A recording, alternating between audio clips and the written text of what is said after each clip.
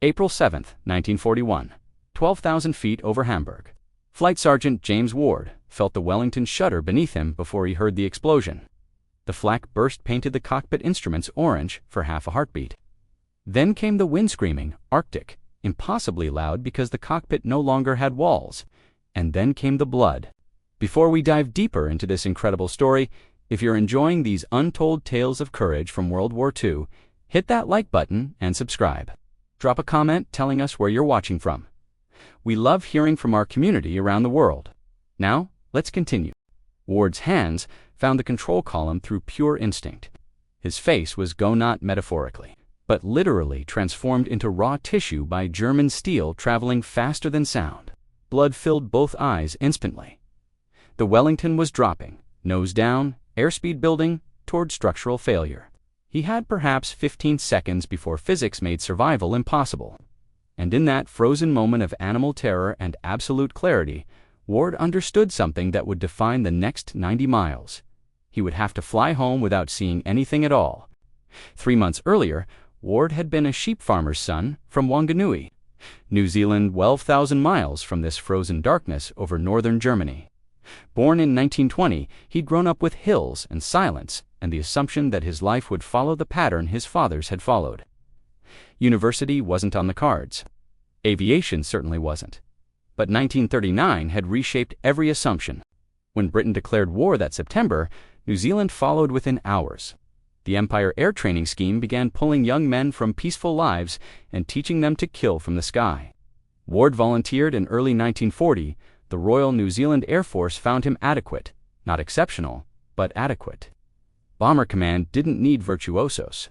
They needed reliable men who could follow procedures, maintain formation, and bring damaged aircraft home. By April 1941, Ward was flying Wellingtons with No. 75 Squadron from RAF Feltwell in Norfolk, New Zealand Squadron, operating under RAF Bomber Command. Their badge showed a wedge-tailed eagle. Their motto, Ake, Kia, Kaha, forever and ever be strong. The Wellington bomber was Barnes-Wallis's geodetic marvel, a basket-weave lattice of interlocking duralumin channels covered with fabric skin. The entire structure distributed stress across thousands of connection points rather than concentrating it in a few critical members. Men had brought Wellingtons home with entire sections missing, the geodetic skeleton holding together when logic said the aircraft should fold like paper. But no airframe design, however brilliant, could protect the men inside when an 88mm shell exploded at precisely the right altitude, the right distance, with the right trajectory. The briefing on April 7th had been routine by Bomber Command standards, which meant it promised terror and probable death. The target, oil storage facilities in Hamburg, Germany's second-largest city, the intelligence officer had detailed flak positions, searchlight concentrations, expected fighter patrols. Hamburg meant heavy defenses. Hamburg meant losses. Ward's crew had been together 6 weeks, long enough to develop rhythm, but not long enough to become complacent. His second pilot, Sergeant Johnny Lawson, sat in the right-hand seat, younger than Ward, competent, still learning. Behind them, navigator Bill Gregory, wireless operator Tom Hughes, bomb aimer Dennis Owen, rear gunner Mike Carter, 6 men carrying 4,000 pounds of high explosive to Ward, Germany's industrial heart. The Wellington they'd been assigned R-1333 was a Mark IC powered by 2 Bristol Pegasus radial engines, wingspan 86 feet, maximum speed 235 miles per hour. Range with standard fuel load, roughly 1,000 miles. Barely sufficient for Hamburg, and return with minimal reserves. They crossed the North Sea in darkness, part of a 30-aircraft stream. Below them, black water stretched for 90 miles.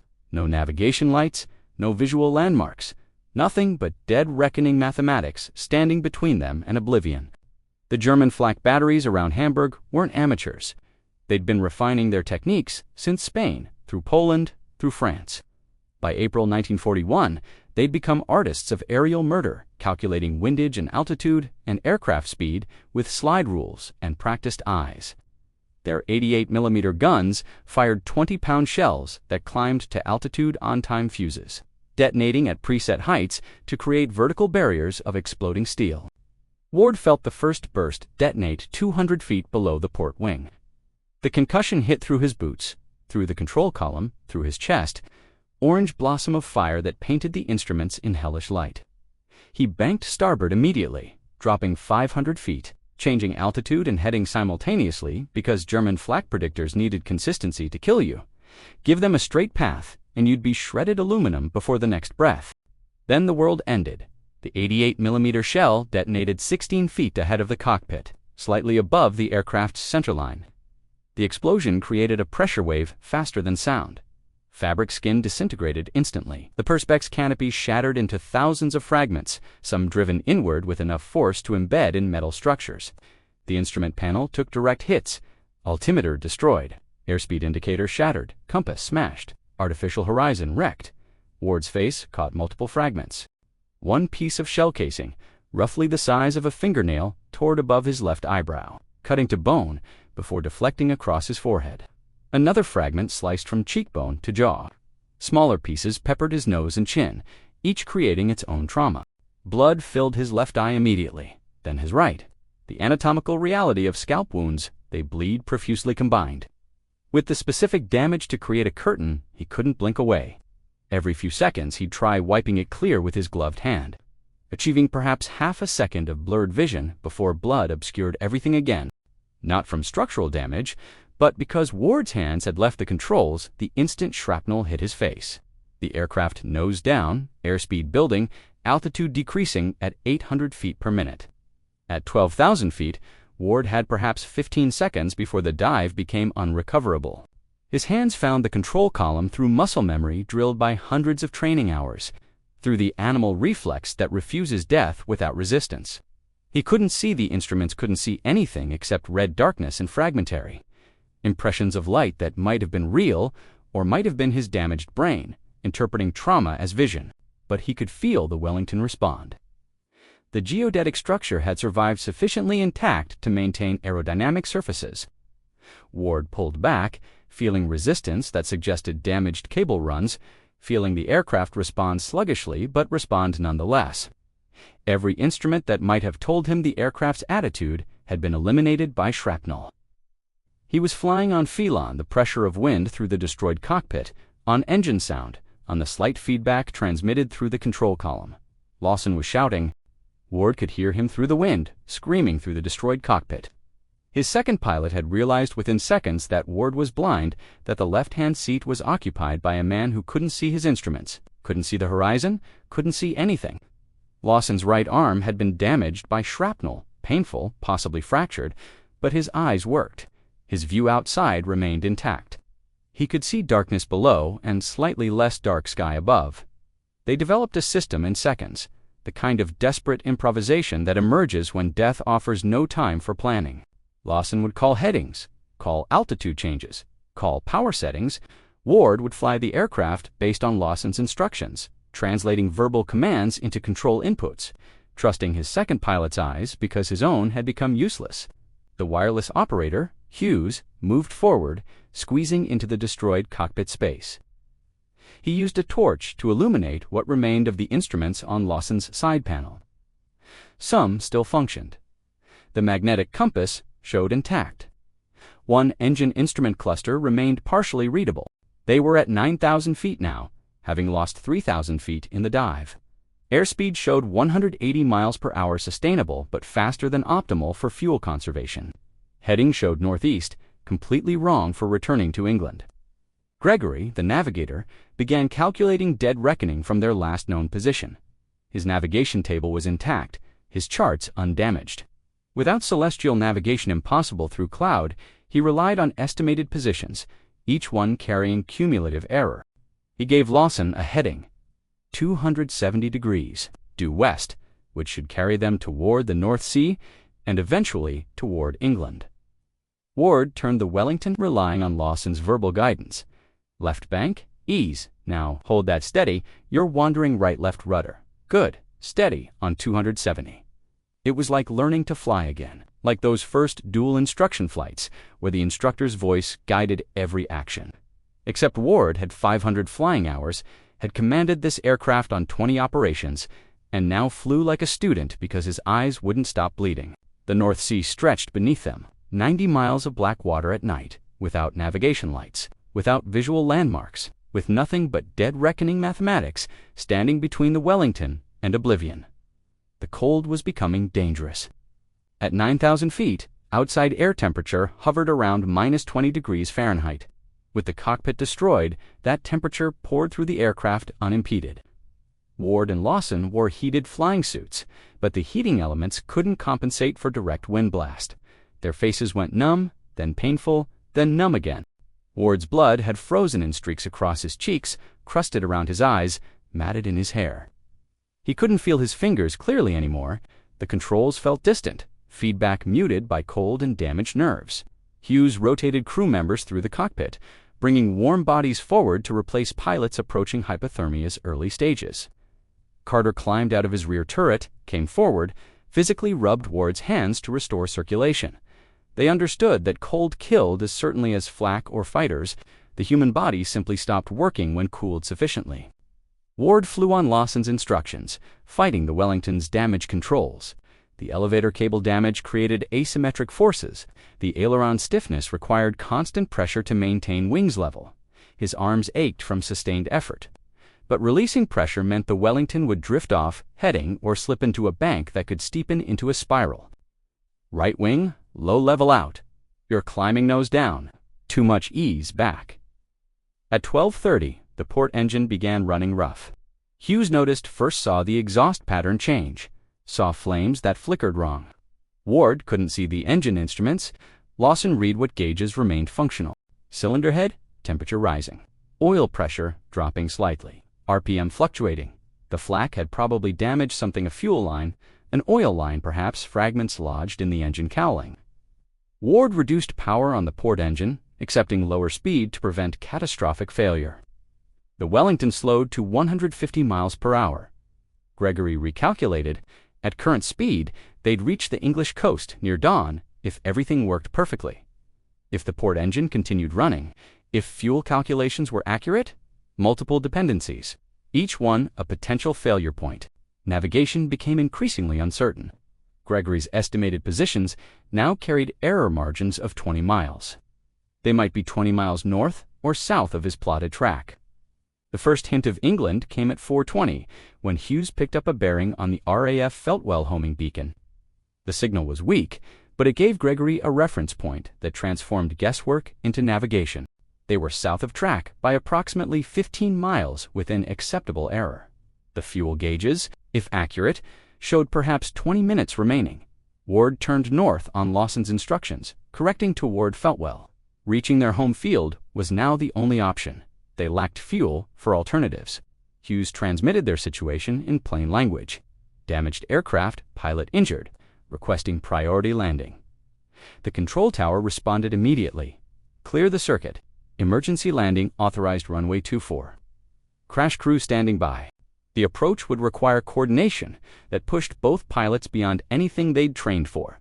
Ward needed to descend from 9,000 feet to ground level, reduce speed progressively, configure the aircraft for landing, align with the runway, and touch down all without seeing anything. But the hydraulic failure created complications. The Wellington's landing gear extended hydraulically, so did the flaps. Without hydraulics, Ward faced landing gear up or attempting manual gear extension. Owen and Carter moved to the gear cranks and began turning. The wheels descended slowly, each revolution producing inches of movement.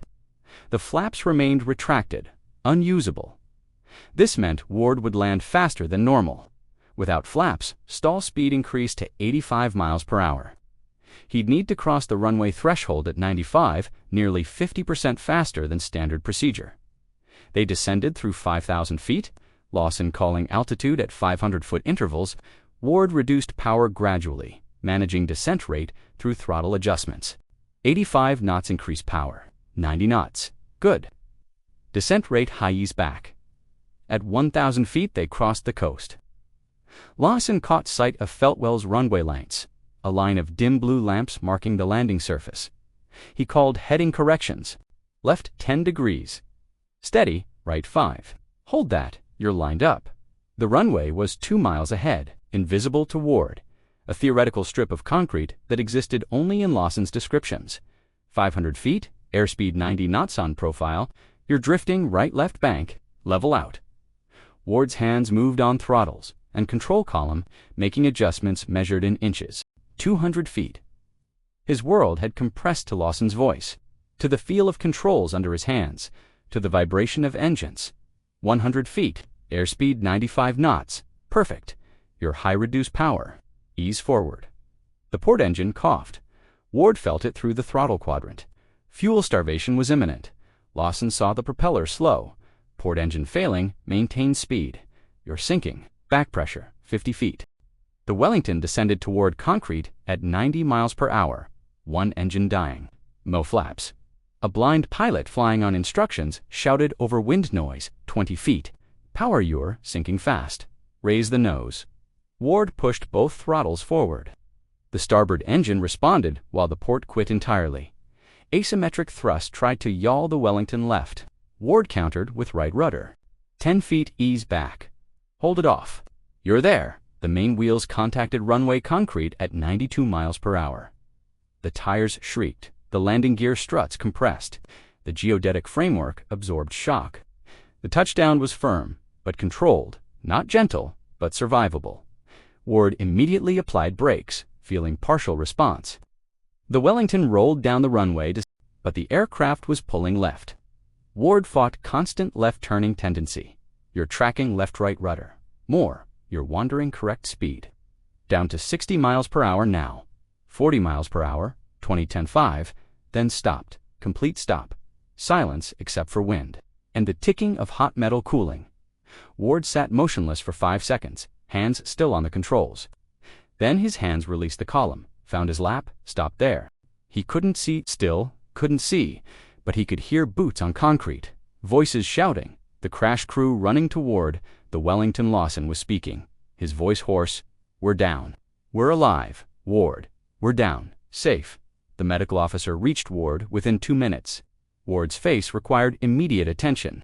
The wounds were hours old, clotted, but still seeping.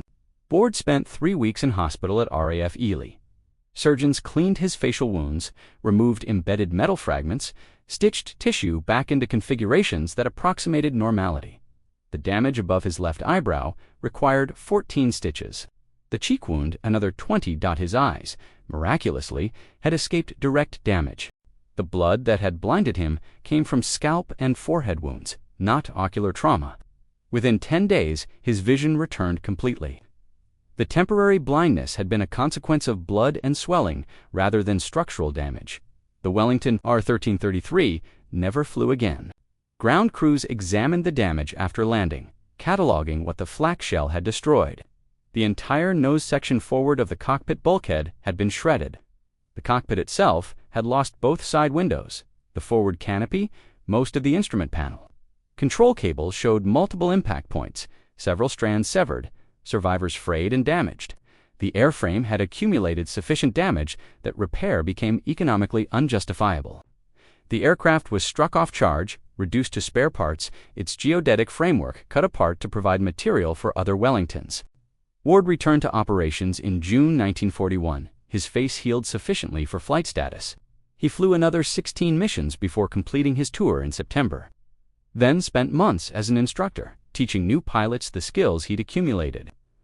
The story became a footnote in Bomber Command's History, one among thousands of missions, one crew among tens of thousands. But it demonstrated a truth about aerial warfare that remained constant throughout the war. Survival often depended less on equipment or tactics than on individual determination. On refusing to accept death when death seemed inevitable, on flying blind when vision failed because the alternative was surrender. Ward had made a choice in the seconds after the flak burst. He could have bailed out, ordered his crew to abandon the aircraft, accepted that a blind pilot couldn't fly 90 miles and land successfully. Instead, he'd kept flying, kept trusting Lawson's eyes and his own hands. Kept the Wellington in the air through mathematics and stubbornness and the accumulated muscle memory of 500 hours. That choice replicated across thousands of bomber crews throughout the war was why Britain maintained its offensive despite losses that should have broken any rational force. The men simply refused to stop. Ward survived the war, returned to New Zealand in 1945, married, farmed sheep on the North Island as he'd originally planned. He died in 1986, aged 66, having lived 41 years beyond the night he'd flown 90 miles blind over the North Sea. The sound of engines once, a symbol of might threading through darkness, had carried him home on a voice and a prayer, and the geodetic skeleton of an aircraft that refused to break. And when the wheels touched concrete in the gray English dawn, 6 men walked away from an aircraft that statistics said should have killed them all. They'd flown through the impossible and landed in silence, proving that courage sometimes means simply holding the controls when every instinct screams to let go.